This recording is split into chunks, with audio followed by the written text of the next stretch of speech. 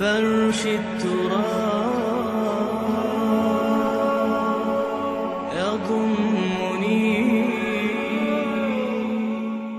دیکھو کہ اس دنیا میں اس وقت ہو کیا رہا ہے، اور اسی کے لیے وہ حدیث میں سنایا کرتا ہوں. آج تو یہ درس قرآن میں بات آ گئی ہے. وہ حدیث میرے نزدیک آخری چیز ہے.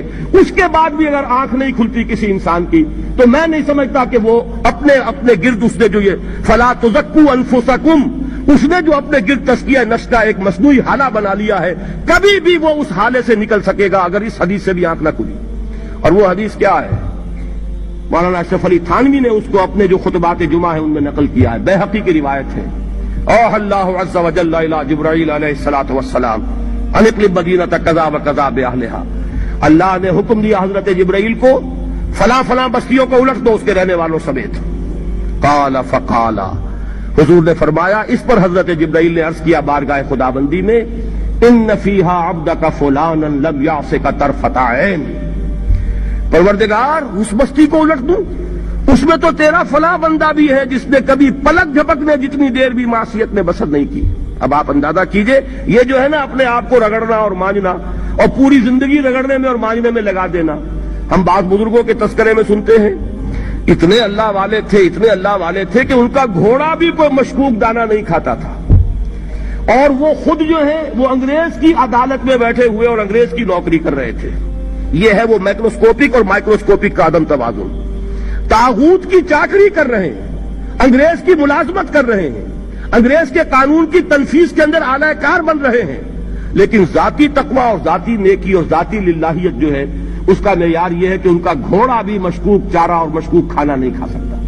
یہ ہے وہ عدم توازن. اس کو نوٹ کیجیے گا، جس کو کہ اس حدیث میں محمد رسول اللہ صلی اللہ علیہ وسلم نے واضح کر دیا کہ حضرت جبرائیل عرض کرتے ہیں کہ اللہ فلاں بستی کو الٹ دوں، اس میں تو تیرا فلاں بندہ بھی ہے جس نے پلک جھپکنے جتنی دیر بھی معصیت میں بسر نہیں کی. ذاتی نیکی کا اب اس سے اونچا کوئی مقام کوئی شخص مجھے اگر بتا سکے تو میں اس کا مرید ہو جاؤں گا. اس سے اونچا کوئی مقام ہوگا کہ آنکھ جھپکنے جتنی دیر بھی کسی نے معصیت میں بسر نہیں کی. ذاتی نیکی کی معراج. لیکن حکم کیا ہوا بارگاہ خداوندی سے؟ قال فقال، حضور نے فرمایا اللہ تعالیٰ نے حکم دیا جبرائیل کو اقلب علیہ وعلیہ، الٹو اس بستی کو، پہلے اس بدبخت پر پھر دوسروں پر. کیوں؟ فإن وجهه لم يتمعر في ساعة قط، اس لیے کہ اس کا چہرہ کبھی میری غیرت میں سرخ نہیں ہوا، اس چہرے کا رنگ نہیں بدلا. بے غیرت انسان، بدیاں پھیلتی رہیں، میرے دین کو روندا جاتا رہا، میری شریعت کی دھجیاں بگڑتی رہیں، عوامر کا مذاق اڑایا جاتا رہا. نواہی کے لیے دنیا کے اندر جن چیزوں سے میں نے روکا اس کے لیے فلسفے تراشے گئے، اور یہ لگا رہا مست رکھو ذکر و فکر صبح گاہی میں اسے. یہ سوائے ذاتی اپنے اس اصلاح کے اور ذاتی تقویٰ کے اور ذاتی نیکی کے اور ذاتی عبادت گزاری کے یہ میدان میں نہیں آیا. اس کا خون نہیں کھولا کبھی، اس کے چہرے کا رنگ متغیر نہیں ہوا، لہذا یہ دوہرا مجرم ہے. یہ ہے وہ تصور جو یہاں پر نوٹ کیجئے. ہاں اس کے یہ معنی بھی نہیں ہے کہ نماز بھی نہیں پڑھ رہے، روزہ بھی نہیں رکھ رہے، اقامت دین کے کارکن ہیں، فرض نماز آ گئی ہے وہ چلی جا رہی ہے، جماعت کا کوئی اہتمام نہیں ہے. اب یہ دو انتہائیں ہیں. ایک انتہا یہ کہ وہ تزکیہ نفس جو ہے اسی میں وہ رگڑنے اور ماننے کا عمل جاری ہے. ایک یہ کہ اس کا سرے سے کوئی تعلق ہی نہیں، اپنی ذات سے بحث ہی نہیں.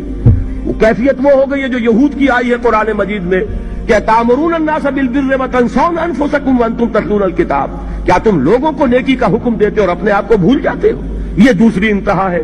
پھر وہی بات عرض کروں گا، وہی بال سے زیادہ باریک اور تلوار کی دھار سے زیادہ تیز راستہ ہے جس پہ چلنا ہوگا کہ نہ یہ ہو کہ وہ مبالغہ ہو رہا ہو، اپنی ذاتی اصلاح میں تو مبالغہ کی حد تک آگے جا رہے ہیں، اور دوسرے یہ کہ اپنے دین کی تبلیغ و اشاعت، اقامت دین کی جدوجہد اس کا کھانا ہی نہیں کھولا، زندگی میں وہ کھاتا ہی نہیں کھلا ہے.